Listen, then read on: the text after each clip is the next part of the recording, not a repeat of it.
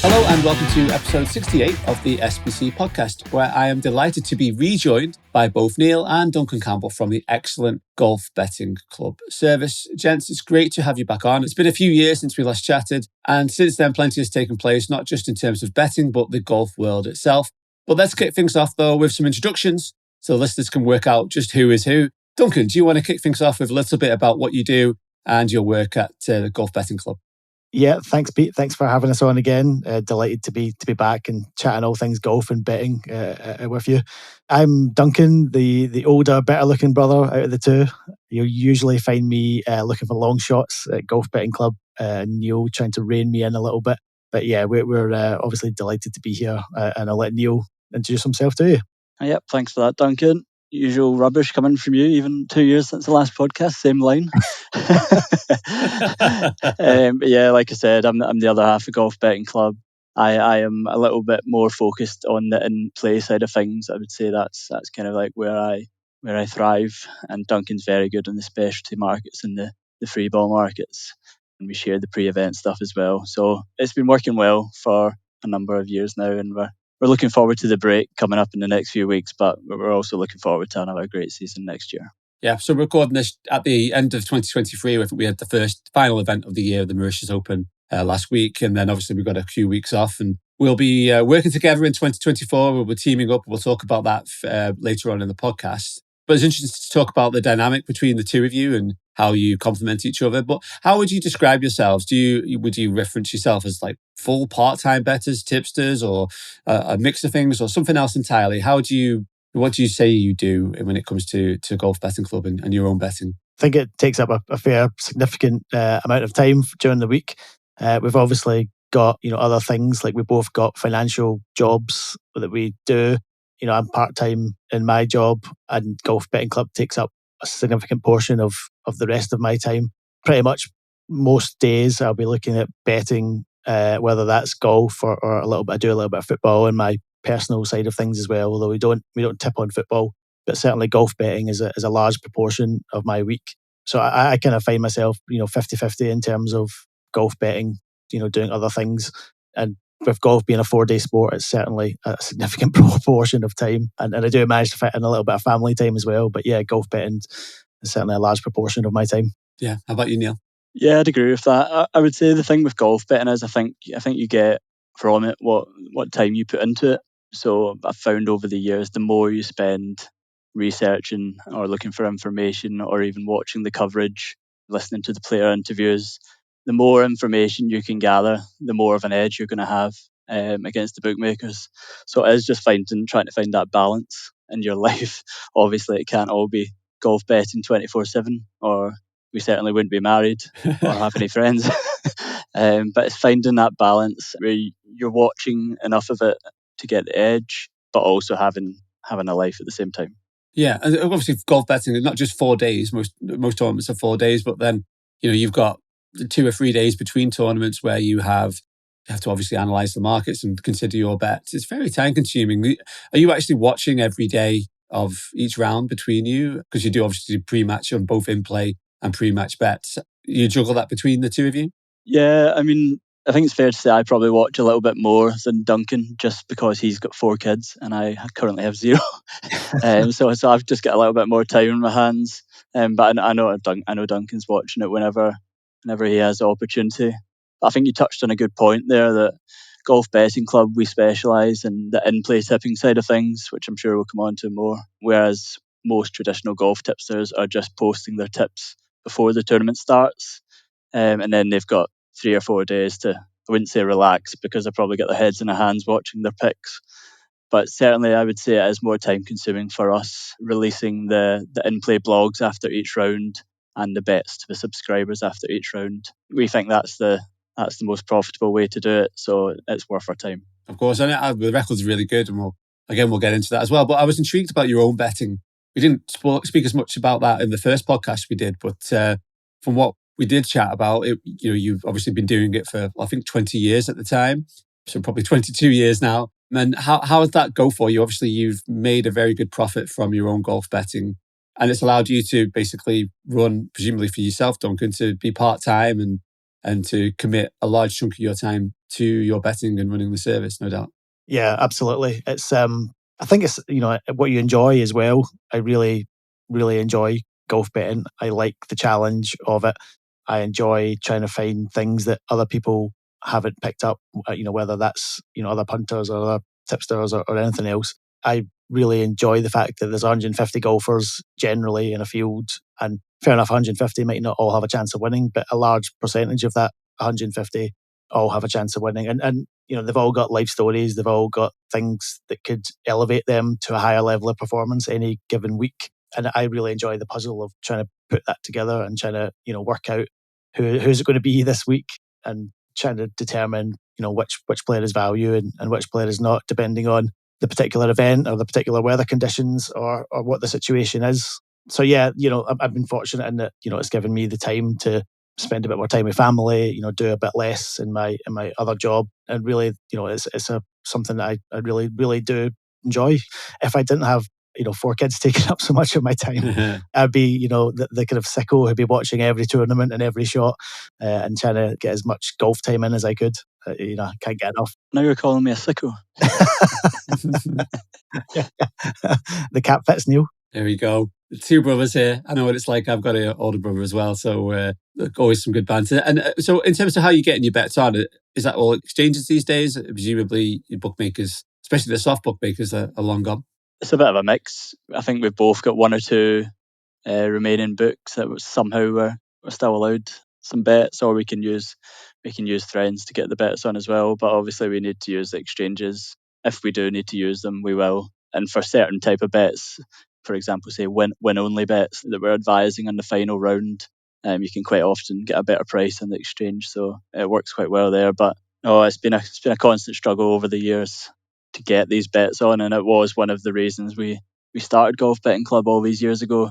If we are not able to get the bets on, at least give the opportunity to others to get them on. So yeah. One of the things I do notice is that you're not people that take advantage of enhanced place terms, especially.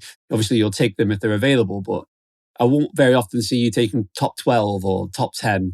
Obviously with the majors, that's a little bit different because all the firms are offering extended place terms. But your approach is very much, finding value without necessarily having the need to have a firm that pays out the top 8, top 10. And the fact that you're also betting quite late into the market, like on a Wednesday, when many other tipsters are betting or putting up bets on a Monday when the market's very weak and therefore there are issues getting on. Explain to me the logic behind all of that and why you decided to take that particular approach. I think it's from personal experience. Neil can come in a minute, but I think for me, it's personal experience, in that if you want to get a sizable bet on a Monday, for example, let's say the player you want is 100 to 1 when he should really be 50 to 1.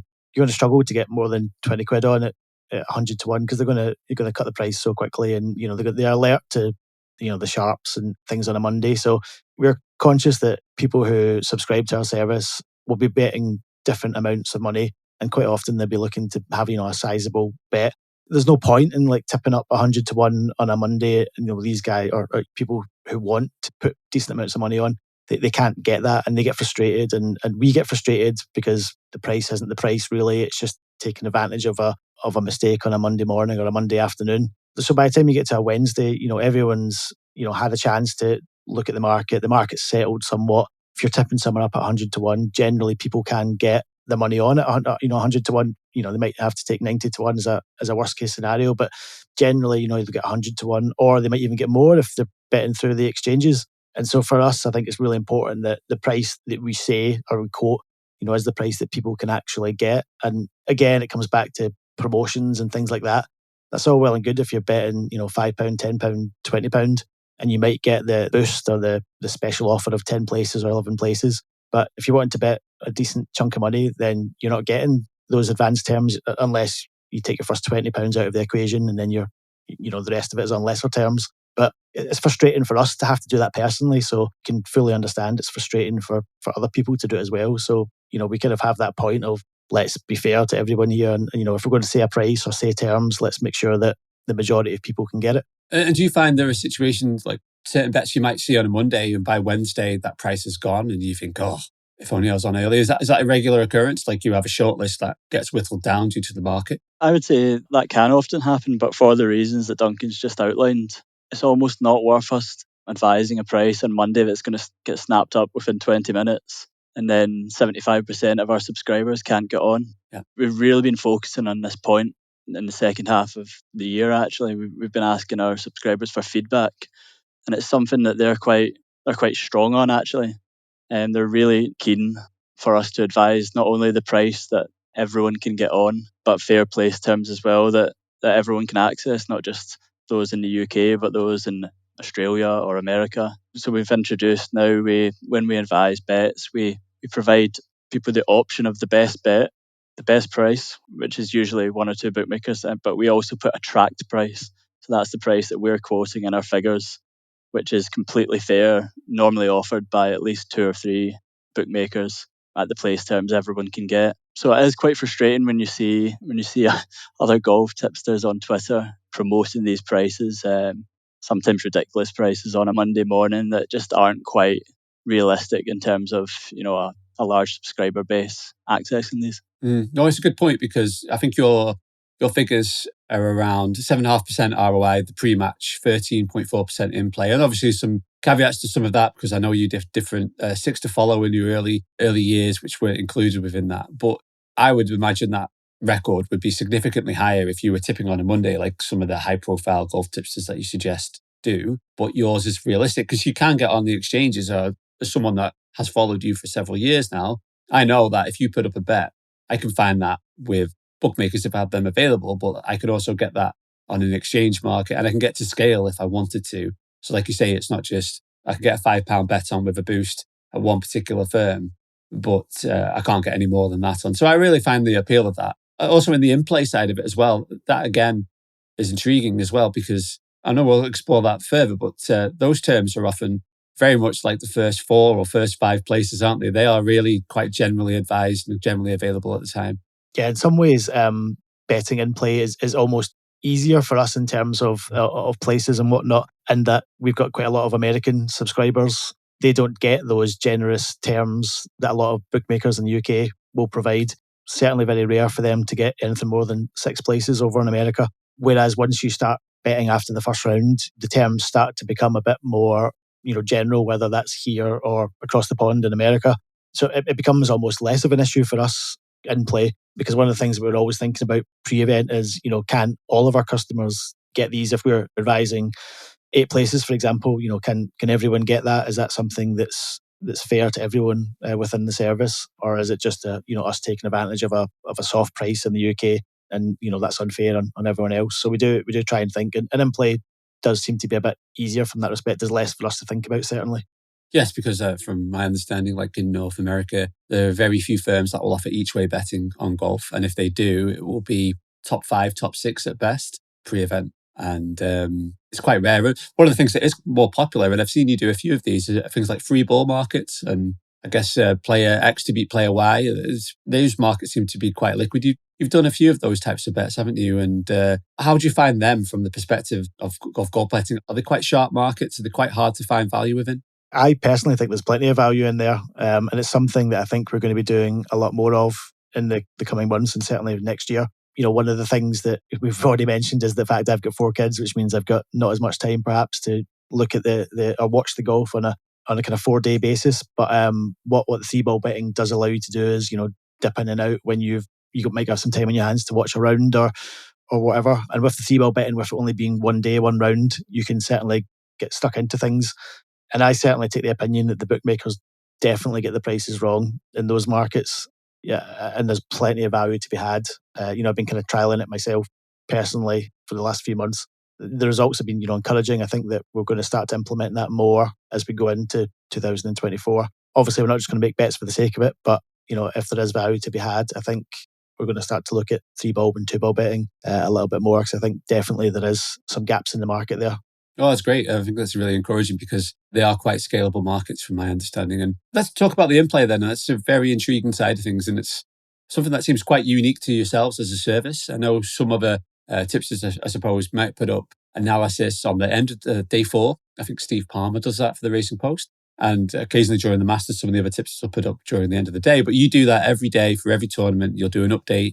And tell me, how much of an edge do you find after each day's play? Do you find it's quite easy to do? Obviously, Neil, you're watching the golf. Is it a case of building up a short list and whistling it down from there? How does it all work from the InPlay betting side of things? Yeah, well, InPlay is definitely our unique selling point. We've been successful with InPlay since we started in 2020. I think this year we had at least 2 or 3 winners around the 100 to 1 range. InPlay, plenty more, 40 to 1, 50 to 1 range. So for me, when I'm looking at the InPlay, the first job is to probably assess the leaderboard. So I'm looking at the leaderboard, and at the top of the leaderboard, I'm thinking, is there any weaknesses? So let's say I'm looking at the leaderboard in the tournament and Max Homa is leading by 3 shots. Now Max is a very, very strong closer of events, and he's not particularly a player we'd be keen to take on if he was leading an event. But let's say on the other hand, someone like Cameron Young, and maybe I'm being a bit harsh on Cameron Young here. I think he's yet to win on tour, isn't he? And he's had several strong starts to events, good chances to win, and just hasn't seemed to convert. Players like Casey Jarvis and Jaden Shaper on the DP World Tour, sort of similar players, full of potential, but just yet to get that job done. So for me, it's looking at the leaderboard first of all and thinking, are the leaders vulnerable? If they are, we're looking to take them on. So then you're looking at other things. You're considering the weather. Is the forecast for the wind to pick up when the leaders are out? If so, that's going to suit the chasing pack. You can look for bigger prices further down the list. You're looking at the history of the event. So if we think back to the South African swing a few weeks ago, these type of events are usually won by the top class South Africans. So the last few weeks we had a bit of success advising Dean Burmester on the final rounds before his wins. I also like to look at how the players' odds react from their starting price. So have they drifted too much, that they're now value, or have they remained the same price even though they've had a pretty slow start? That often gives me an indication on how the starting price has moved to the price after each round to see if they're value. And then all the usual stuff that we would do before the event, so just gathering more information, like the player interviews, to get a feel for like their confidence or their ball striking. And then probably the most important one on before the final round, you definitely obviously want to be considering how they've performed in contention previously. And I think that's a big one that we're often quite successful at on before the final round. And how do the bookmakers price up InPlay bets from your perspective? Are they all copying each other, or do you find they're quite widespread, quite different? What's their approach? Yeah, I think generally it changes. Sometimes you get a standout price. What we've just been talking about before, that's not so much more what we're looking for now, because even if we see one standout price at a bookmaker, that's not the direction we're taking. We're trying to provide bets to subscribers that everyone can access. I think they are reasonably good at spotting or amending prices. You quite often see, 1 or 2 bookmakers will go out on a limb and just have a strange price out there on a player. And within a couple of hours, that price will be amended and fall into line with everyone else. And I don't think there's too much of a difference. After a couple of hours, once the round is finished, I think it kind of falls into, almost like it does pre-event. And I think that you start to see the ricks, hammered out, and the prices generally become, much of a muchness and very little variation amongst the bookmakers. For those couple of hours, maybe after the round, there might be like a strange price kicking about, but generally that won't last too long.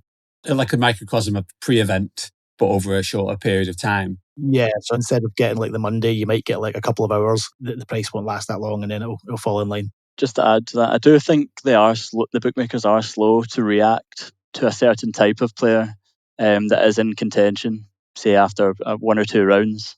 So the most success we had from our bets last year was backing established winners that maybe are completely out of form. If they get to the position on Sunday, that they can get the job done. So I'm thinking back to Kitayama's win in the Arnold Palmer Invitational. I think he was around about 50 to 1 after round 1 when we advised him, and he was 1 behind the leader, who were clear of the rest of the field.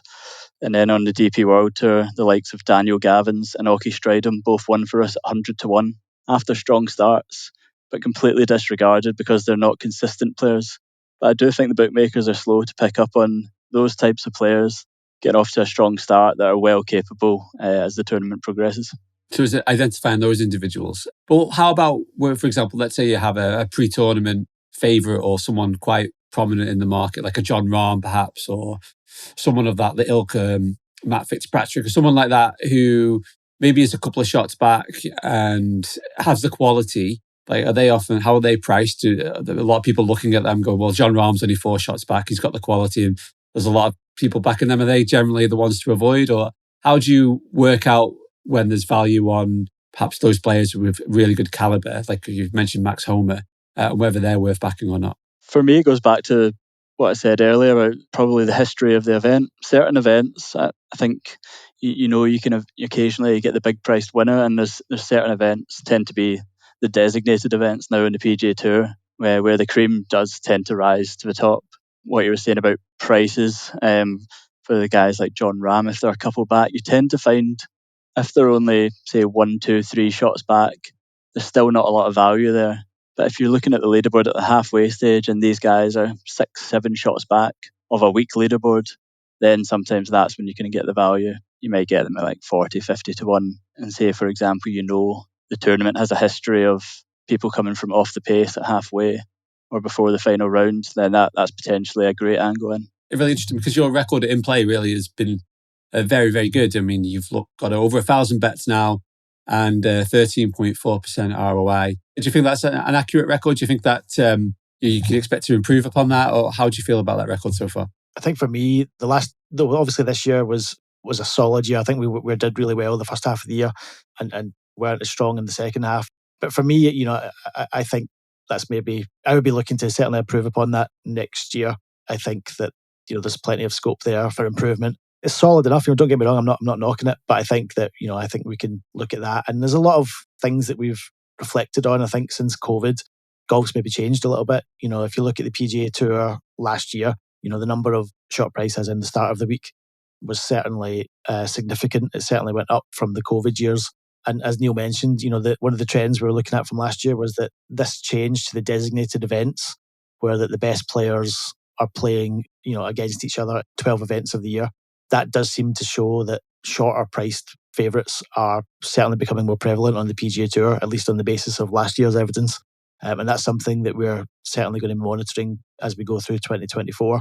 And that's something that you factor in to your betting and you adjust your tactics accordingly. I think it's fair to say that we're generally on the lookout for those players who maybe at the larger, odds, we're not the kind of service that goes and backs John Rahm at 6 to 1, unless it's exceptional circumstances.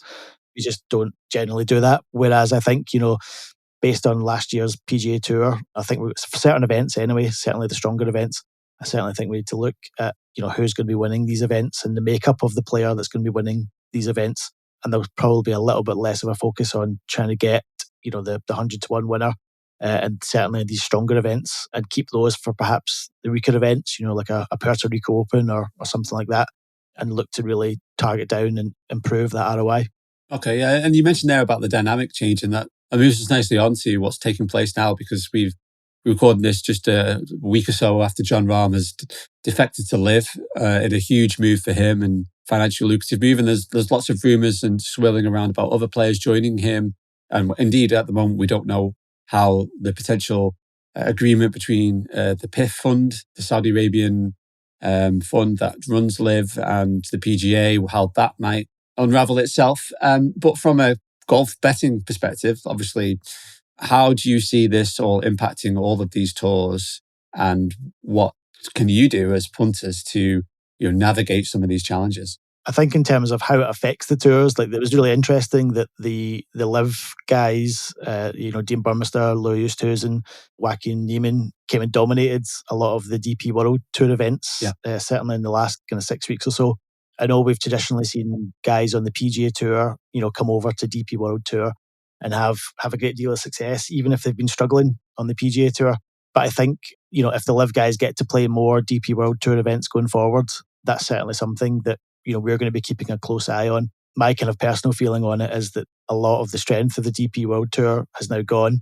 Most of the best players, certainly the Ryder Cup players, now play on the PGA Tour. And they've obviously given 10 of their best players over to the PGA Tour as part of the Race to Dubai, qualification process at the end of last year.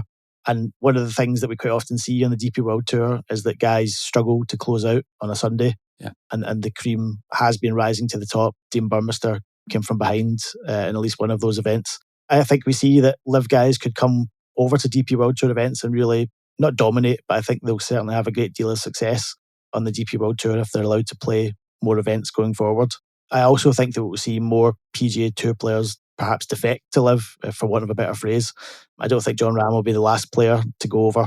And if we do see a number of better players, leave the PGA Tour, it'll be really interesting to see how those designated events, those strong events that we saw dominated by the best players like Jon Rahm last year, what does happen to those events? Do we start to see some bigger priced winners come into those events?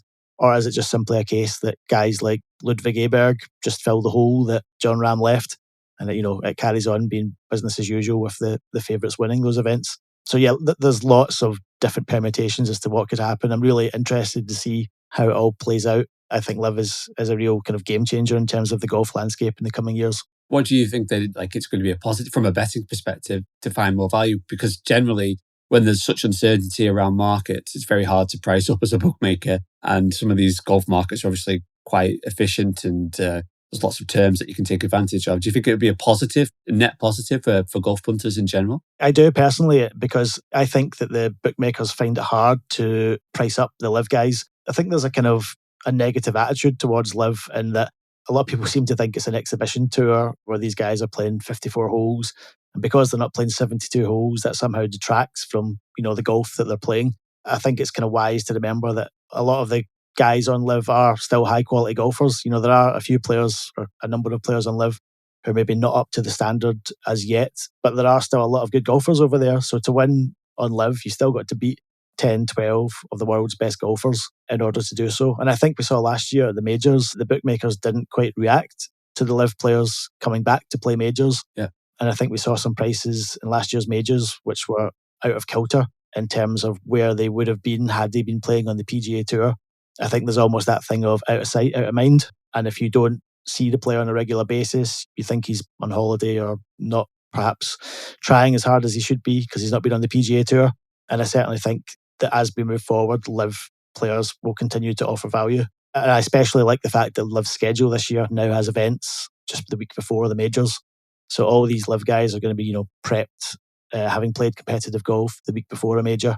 And I think that's going to be really interesting as we move into 2024. So from an analytical perspective, though, it is very difficult to use metrics to weigh up the comparative performances of some of these players. So I guess it opens up opportunities to people like you who don't maybe rely solely on statistics like shots gained, strokes gained, and other golf metrics to equate to where value may actually lie.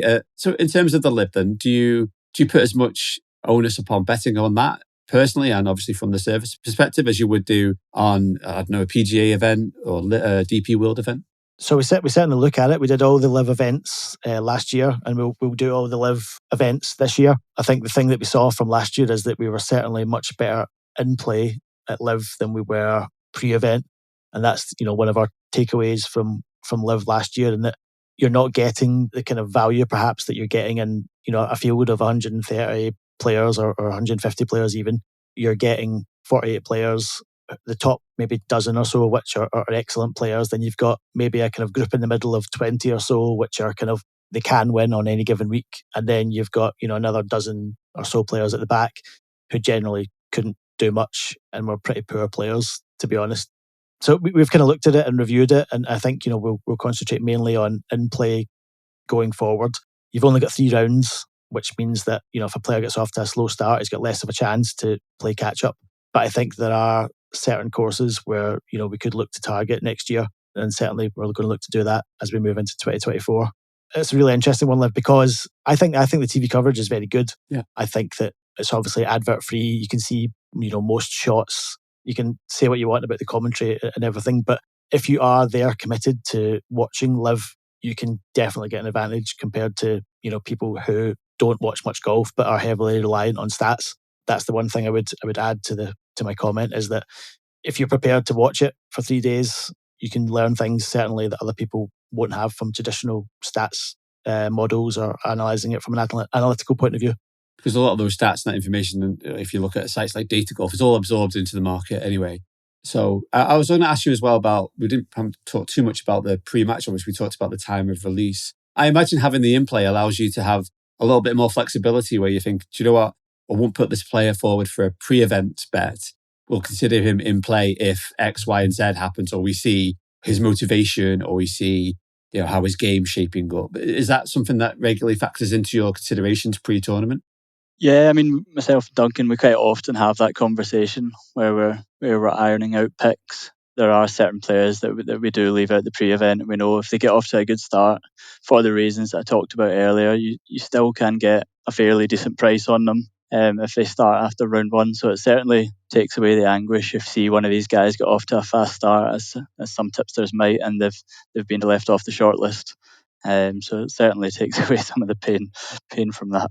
That's right. You can also play it, strategically in terms of if, for example, the weather conditions say that the morning half of the draw in round one is going to have it harder. You might want to wait and see how your player gets on if he's in that half of the draw, and you could take him if he gets through unscathed. You can take him again on Friday and see how he gets on. But yeah, there's lots of different ways of looking at it. But that's certainly one way that we do think about things. Is it best to judge the service as an overall from that perspective as in terms of your performance? Because I think you're at just short of 3,000 bets in total, both the pre-tournament and InPlay, and a 9.7% ROI, 419 points profit, which is exceptional considering you're tipping late on a Wednesday, and then there's obviously a degree of variance at play. But from my understanding, the pre-tournament bets earlier on, you did 6 to follow, is that right? Which weren't fully logged and fully tracked. So there's a little bit of difference there potentially from the earlier record.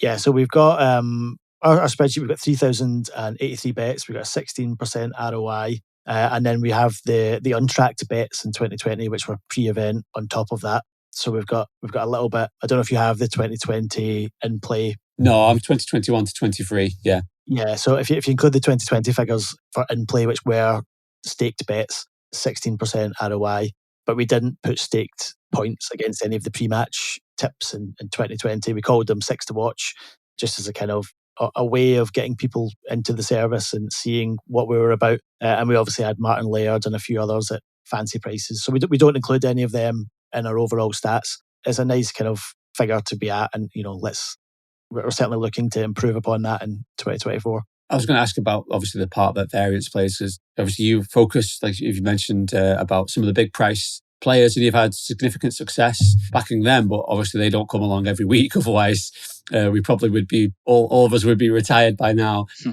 How much of a challenge is that, both from the perspective as yourselves as tipsters running a service where you're obviously trying to ensure people back winners, but also from the perspective of those following your service and how they're able to stick at it during those quiet periods where they think, oh, you're out of form. But the reality is actually you just need to keep going, because 100 to 1 winners, you can have 6 weeks, 8 weeks, however long without much success. And then one of them or two of them come along and it changes the perspective entirely. Talk me through those challenges and how you deal with them. There's no way around it. It's definitely one of the most challenging sports to bet on for that reason that you've just mentioned. You've got to have an enormous amount of patience to be in this game. And it's one of the reasons that we wanted to team up with you guys at Smart Betting Club. Most of your customers will be knowledgeable punters who are very aware of things like variance. That's kind of like the people we are targeting, people that want to make money but are also aware that we can go weeks, months without a winner. But over the course of a year, as we've consistently shown with the results, we'll be profitable by the end. But we definitely are looking for that smart, knowledgeable type of punter that is aware of the pitfalls of golf betting. That's right. And hopefully, I do know that a good proportion of SBC members do have that understanding and nous to realise that those winners don't come along. And we have, obviously, we're partnering for 2024 and beyond. And people who are able to sign up through SBC as a premium operator, golf betting club. And I think there's a £50 discount as well if 12-month members. And we're delighted to team up with you guys because, the pre-match angle is exceptional because it's a Wednesday and you're betting into liquid markets. But also the InPlay, it's a really strong strategy and it's a really different way to take advantage of bookmaker mistakes. And obviously there's value available on the exchanges as well. So looking forward to that partnership. So gents, how can people find out a little bit more about yourselves? And you're on Twitter. You're quite active on there at the moment, aren't you? Yeah, so you'll find us on Twitter at Golf Betting Club, where you'll see links to any articles, blogs, previews, InPlay blogs that we do. We'll post every time that we do one of those. You'll find this website, which is golfbettingclub.com, where we've got obviously our tipping record. You'll see our event previews. You'll see some tips and some more information about us if you want to find out more information about Neil and myself. And then we have a few other social media profiles, which we're determined to try and get a handle on in 2024. But I won't kind of hold them out as anything to go and look at the moment. But yeah, Twitter and the website are certainly the two places you'll find us certainly most active. And to go out with this podcast, we'll obviously fire out the links of how people can find the spreadsheet of performance and all the details of the SBC partnership as well. And yeah, I'm really looking forward to see how things develop this year, because there is some really good information on your website. What I'd really like, and I've not really mentioned yet, is the information you get in play actually from a golf enthusiast, a golf betting enthusiast perspective. It does add a little bit of context. You can see what's taken place in the previous round, because obviously, Neil, you've watched it. So you can see, it was blowing a gale down in South Africa, or wherever it might be, or there was thunderstorms. So I think that's another perhaps unknown aspect of the service. So, well, thank you ever so much, gents, for coming on. I appreciate the chance to grill you again on your golf betting and your service. And what I wanted to ask you, actually, I forgot earlier on, is what's your predictions then? What's going to take place over the next year for the golf kind of ecosystem with all these tournaments taking place? In the next year, probably not too much, I would think. But I think going forward, I think Liv becomes an increasingly bigger part of the golf landscape. I think that maybe there's some way where a Liv gets incorporated into the PGA Tour.